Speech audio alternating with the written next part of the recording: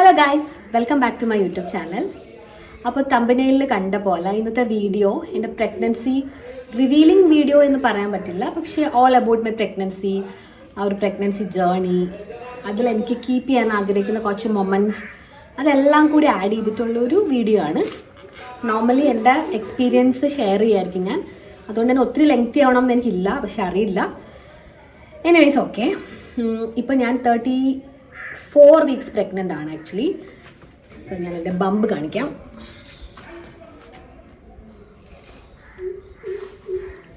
അപ്പോൾ first of all ഞാൻ pregnant ആണെന്ന് അറിഞ്ഞത് എങ്ങനെയാണെന്ന് പറയാം. ഇത് ഒട്ടും ഒരു പ്ലാൻഡ് പ്രഗ്നൻസി അല്ലായിരുന്നു. ഐ മീൻ ഫുള്ളി ഞാൻ ഷോക്ക്ഡ് ആയിട്ടാണ് ഞാനിത് അറിഞ്ഞത്. കാരണം ചില ആൾക്കാരിപ്പം വളരെ വെയിറ്റ് ചെയ്ത് ഇങ്ങനെ പ്ലാൻ ചെയ്ത് അങ്ങനെ കുറേ അറ്റംപ്റ്റിലൂടെ ഒക്കെ ആയിരിക്കുമല്ലോ അറിയുന്നത്. പക്ഷെ ഞാൻ എന്ന് പറഞ്ഞാൽ പെട്ടെന്നൊരു ദിവസം ഇത് അറിഞ്ഞപ്പോഴത്തേക്ക് ഷോക്കായിപ്പോയി. അങ്ങനെയായിരുന്നു എൻ്റെ ഒരു ഫസ്റ്റ് റിയാക്ഷൻ.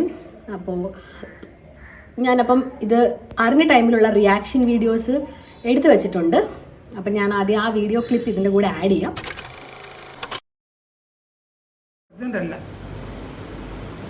നല്ല റെഡ് നല്ല പ്രഗ്നന്റ് ആകും. 2 ലൈൻ ലൈറ്റ് ആയിട്ടെങ്കിലും കളർ ആയാലും അത് നോക്കണം, ആയിക്കൊണ്ടിരിക്കുമെന്ന്. അപ്പോൾ ഇതെല്ലാം സംഭവിക്കുന്നത് ഡിസംബർ 28, 2025 ആണ്. ആക്ച്വലി ഞാൻ ഡിസംബർ 22 എൻ്റെ ഒരു ഫ്രണ്ടിൻ്റെ കല്യാണം ഉണ്ടായിരുന്നു. അപ്പം ഞാൻ എൻ്റെ വീട്ടിൽ ഒരു ഓൾമോസ്റ്റ് ഒരു 20 ഡേയ്സ് ഞാൻ എൻ്റെ വീട്ടിൽ തന്നെ ഉണ്ടായിരുന്നു, കല്യാണം കൂടാനായിട്ടും ഒക്കെ ആയിട്ട്. അപ്പം ആ സമയത്ത് എനിക്ക് പ്രാക്ടീസ് ചെയ്യണമായിരുന്നു. അവിടെ കല്യാണത്തിന് ഡാൻസ് ഉണ്ടായിരുന്നു. അപ്പോൾ വീട്ടിൽ ആ ഒരു week full dance practice. December 22 കല്യാണം. അപ്പോൾ ആ ഒരു ടൈമിൽ ഞാൻ ഫുള്ളി ആക്റ്റീവ് ആൻഡ് ചാട്ടം, ഡാൻസ് കളി, ഓട്ടം അങ്ങനെയൊക്കെ തന്നെ ആയിരുന്നു.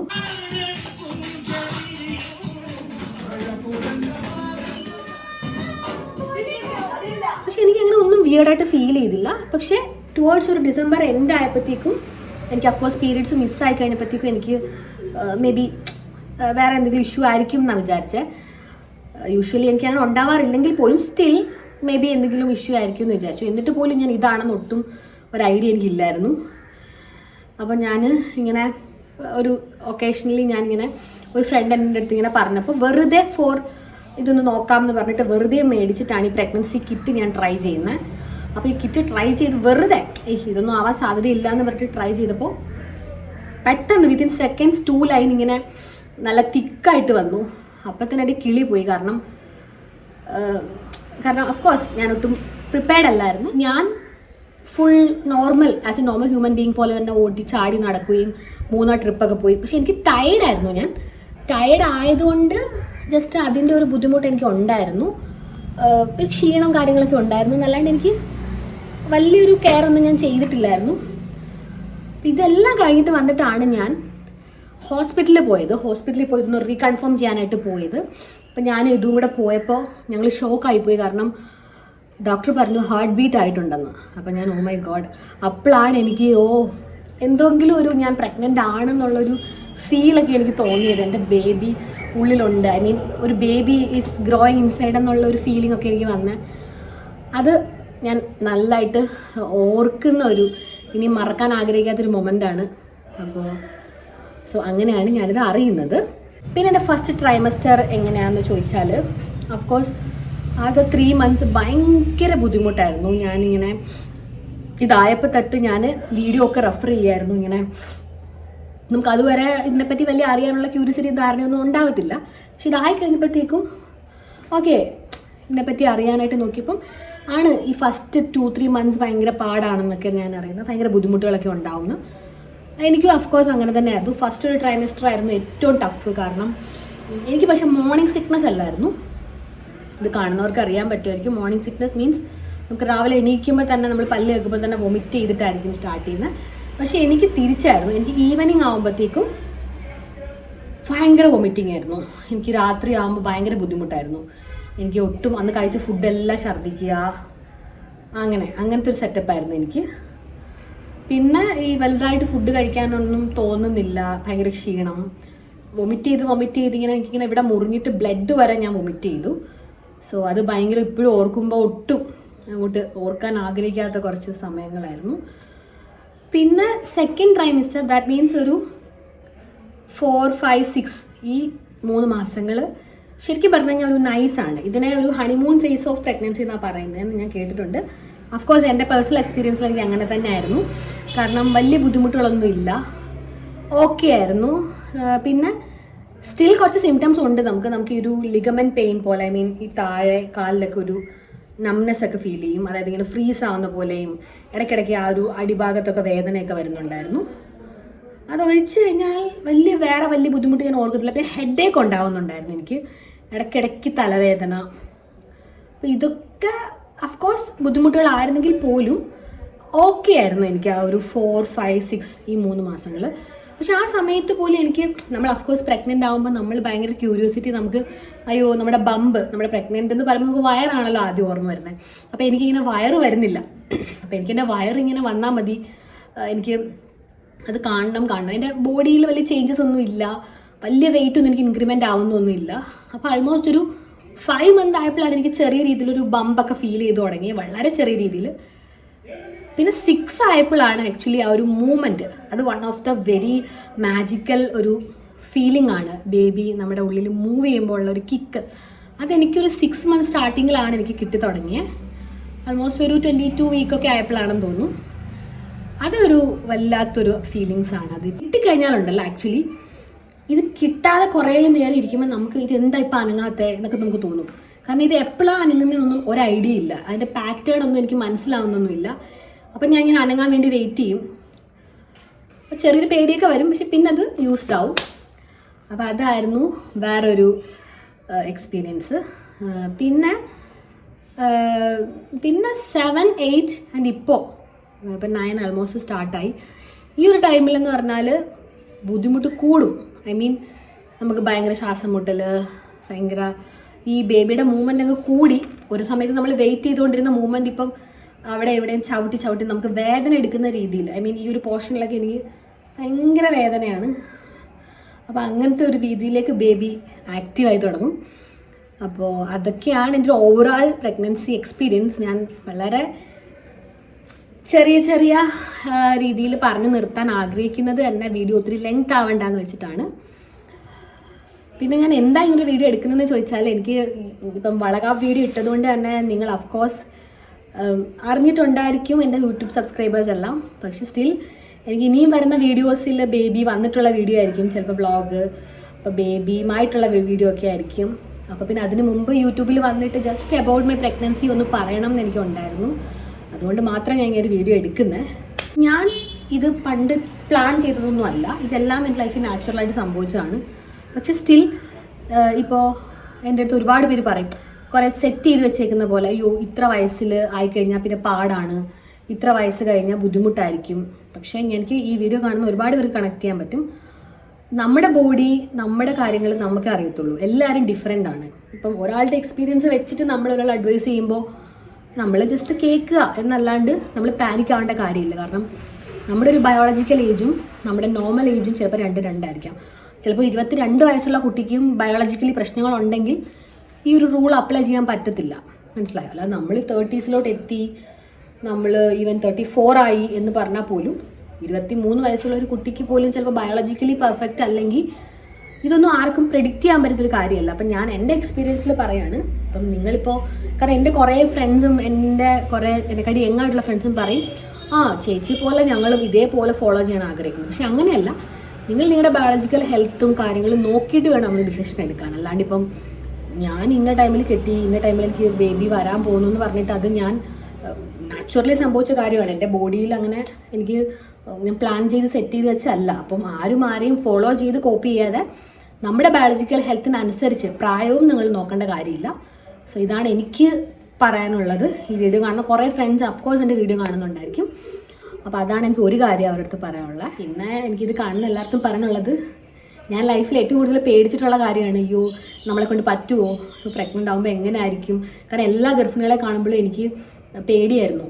പക്ഷേ സ്റ്റിൽ എനിക്കൊരു കാര്യം മനസ്സിലായത്, നമ്മൾ ഇതൊക്കെ നാച്ചുറലി നമ്മുടെ ലൈഫിൽ സംഭവിക്കുമ്പോൾ നമ്മൾ അതിൽ കൂടെ ഗോ ത്രൂ ചെയ്യും, നമുക്കതിനുള്ള ഒരു ധൈര്യം കിട്ടും, നമ്മൾ സ്ട്രോങ് ആയി അതിനെ ഹാൻഡിൽ ചെയ്യാൻ പറ്റും എന്ന് എനിക്കിപ്പോൾ മനസ്സിലായി.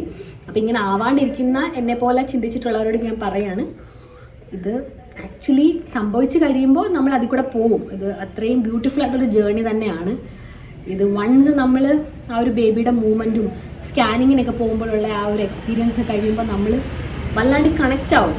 അപ്പോഴാണ് നമ്മൾ ഇപ്പോഴും എന്തേ മൂവ് ചെയ്തുകൊണ്ടിരിക്കുകയാണ്. അപ്പോൾ ഇവിടെയൊക്കെ ഇങ്ങനെ കാണാൻ പറ്റില്ല നിങ്ങൾക്ക് വീഡിയോയിൽ. ഓക്കെ. അപ്പോൾ വൺസ് നമ്മൾ ഇത് നമ്മുടെ ബോഡിയിൽ ഇങ്ങനൊരു കാര്യം സംഭവിച്ച് കഴിയുമ്പോൾ നമ്മൾ അതുമായിട്ട് ഡെഫിനറ്റ്ലി സെറ്റാവും. നമുക്ക് പണ്ട് ഞാൻ തന്നെ ആലോചിക്കും, ഞാൻ ഇപ്പോഴും പ്രഗ്നൻ്റ് ആണെങ്കിലും ഞാൻ ആലോചിക്കും ഞാൻ തന്നെ പ്രഗ്നൻ്റ് ആണോ, ഞാൻ തന്നെ ആണോ, എൻ്റെ ഉള്ളിൽ ശരിക്കും ഒരു ബേബി ഉണ്ടോ. എനിക്ക് ഇപ്പോഴും അങ്ങനത്തെ ഡൗട്ടാണ്. കാരണം എനിക്ക് പോലും വിശ്വസിക്കാൻ പറ്റിയിട്ടില്ല ഞാനിത് ക്യാരി ചെയ്യുന്നു എന്നുള്ളത്. അപ്പോൾ ബട്ട് സ്റ്റിൽ ഇപ്പോൾ സംഭവിക്കുമ്പോൾ എല്ലാത്തിലൂടെയും നമുക്ക് പോകാൻ പറ്റും. എൻ്റെ ലൈഫിൽ സംഭവിച്ച എല്ലാ കാര്യങ്ങളും അങ്ങനെ തന്നെയാണ്. മുമ്പ് പേടിച്ചിട്ടുള്ള കാര്യങ്ങളൊക്കെ തന്നെയാണ് സംഭവിച്ച് കഴിയുമ്പോൾ നമുക്ക് പിന്നെ ബാക്കിലോട്ടൊരു വേ ഇല്ലല്ലോ. ഒരു കാര്യം ലൈഫിൽ സംഭവിച്ച പിന്നെ മുന്നോട്ട് പോകുക എന്നുള്ളൊരു ഓപ്ഷനേ ഉള്ളൂ. അല്ലാണ്ട് നമ്മൾ ധൈര്യം ഉള്ളതുകൊണ്ടോ നമ്മൾ ഭയങ്കര സ്ട്രോങ് ആയതുകൊണ്ടോ ഒന്നും അല്ല, അല്ലേ. ഇതൊരു നോർമൽ കാര്യമാണ്, വളരെ റിയലിസ്റ്റിക് കാര്യമാണ്. പക്ഷെ സ്റ്റിൽ ലേബറിനെ പറ്റി ആലോചിക്കുമ്പോൾ ഭയങ്കര പേടിയാണ്. അപ്പം ലേബറിൻ്റെ എക്സ്പീരിയൻസ് ഞാൻ കമ്മിങ് വീഡിയോസിൽ അഫ്കോഴ്സ് ഞാൻ ഇടാം. അപ്പം ഞാൻ എൻ്റെ എക്സ്പീരിയൻസ് ഷെയർ ചെയ്യാം. പിന്നെ എൻ്റെ പ്രഗ്നൻസി ജേർണിയിൽ ഏറ്റവും ബ്യൂട്ടിഫുൾ ആയിട്ടുള്ള മൊമെൻ്റ് എന്ന് പറഞ്ഞാൽ എനിക്ക് വളകാപ്പ് ഫംഗ്ഷൻ തന്നായിരുന്നു എൻ്റെ കുറച്ച് ഫ്രണ്ട്സ് ചേർന്ന്. എനിക്ക് ഈ കഴിഞ്ഞ വ്ളോഗ് ഭയങ്കര സർപ്രൈസ് ആൻഡ് ഹാപ്പി ആയിരുന്നു ഞാൻ ആ ഒരു ദിവസം. അന്ന് എനിക്ക് അതൊരു ഭയങ്കര സ്പെഷ്യലായിട്ട് ഫീൽ ചെയ്തു. എനിക്ക് ഈവൻ എൻ്റെ വെഡ്ഡിങ്ങിന് പോലും ഞാൻ അത്ര സ്പെഷ്യലായിട്ട് എനിക്ക് ഫീൽ ചെയ്തില്ല. പക്ഷെ ഞാൻ പ്രഗ്നൻ്റ് ആയിട്ട് എന്നെ എല്ലാവരും വളരെ കുറച്ച് പേരുണ്ടായിരുന്നുള്ളെങ്കിൽ പോലും അപ്പം എനിക്ക് കുറച്ച് നാണം ഒക്കെ ഉണ്ടായിരുന്നു. I feel myself very special അങ്ങനെ ഉള്ളൊരു ദിവസമായിരുന്നു വളകാപ്പ്.